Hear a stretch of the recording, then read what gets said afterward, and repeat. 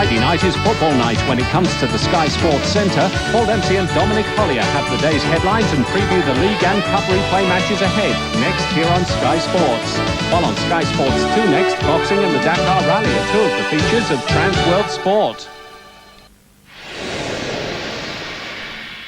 Another month. Hold on tight. Another breathtaking lineup on Sky. What can I say?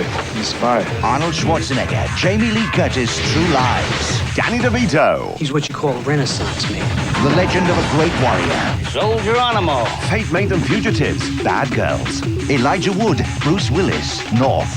I have a big personality. I'm grandiose. Richard Gere is Mr. Jones. I'm looking for a killer. Eddie Murphy, Beverly Hills Cop 3. Warming up your winter this February on Sky.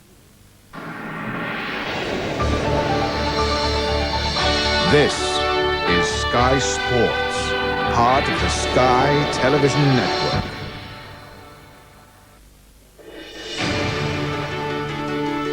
Now, from the Sky Sports Centre.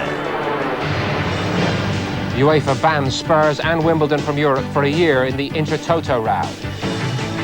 Jerry Francis says no to the England job. He tells the FA to stop Venables going. Hoddle also rules himself out. I have enough problems at Chelsea, he says.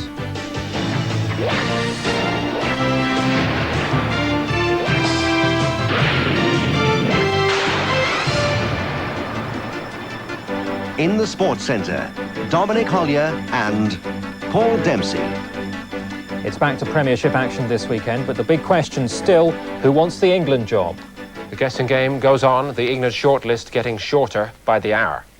Yes, welcome to the Friday football edition of the Sports Centre. We'll have much more on the country's search for a new England coach later, but first to a huge blow at club level. Tottenham and Wimbledon have been hit by a one-season ban from European competition by UEFA.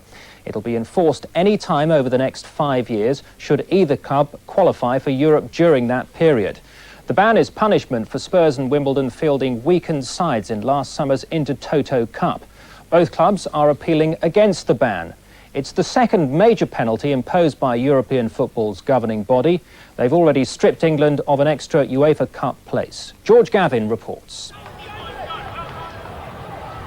Tottenham, like Wimbledon, sent out a team of unknowns in this summer's Intertoto Cup.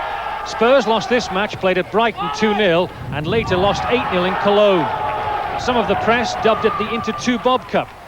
The FA sanctioned the use of weak squads, but Sheffield Wednesday played first-teamers and have escaped a ban. Spurs and Wimbledon were summoned to the FA to hear the news, and both later said they would appeal, and both said they were confident of winning. We are very optimistic that this decision will not stick, but you know, we're going to go through the right channels. It's in effect the third punishment that UEFA have taken against the clubs and English clubs in general. There's the removal of the UEFA Cup place, there was today's punishment, and there was also early on Tottenham and Wimbledon had the financial proceeds of the competition denied to them. UEFA took a dim view of the way the Intertoto Cup was treated. They're now taking their revenge. George Gavin, Sky Sports Centre. Jerry Francis and Glenn Hoddle have become the latest managers to pull out of the running to succeed Terry Venables. They join Kevin Keegan, Brian Robson and Ray Wilkins in saying they want to stick with their clubs. Francis had become the bookies' favourite, but he issued a statement ruling himself out. He wants Venables to do a U-turn and carry on. The Tottenham boss said, although my agreement with Spurs expires this summer, at the present time I am of the same opinion as I was 2 years ago when I was interviewed about the England position. That is, if my future is in football, it would be at club level. He also stated, I would also urge the FA to persist, if possible, to try to persuade Terry Venables to change his mind and not to lose the invaluable experience of the last 2 years. Across London, Chelsea's Glenn Hoddle also made it clear he's out of the reckoning. Although his contract at Stamford Bridge runs to the end of the season, Hoddle is putting his weight behind Brian Robson. He said, I haven't even thought about the job. I don't wish to look and plan too far ahead. I've got enough problems of my own as a club manager. He added, I should imagine the FA want continuity and that Brian Robson would be my idea of the man who would get it. He would be my choice. Kevin Keegan has appeared in public for the first time since saying he wasn't interested in the England job. He refused to talk about that decision, but there is huge relief all across Newcastle, as Tim Abraham reports. Kevin Keegan kept his mouth firmly covered up the day after confirming he would not be turning his back on Newcastle. It was business as usual at training today. Fans turned up in their hundreds just to make sure their God of the Tyne was where he should be. It's brilliant for Newcastle fans. I think it's if you had went, I think it would have been a lot of controversy in that, and there'd been a few sad faces.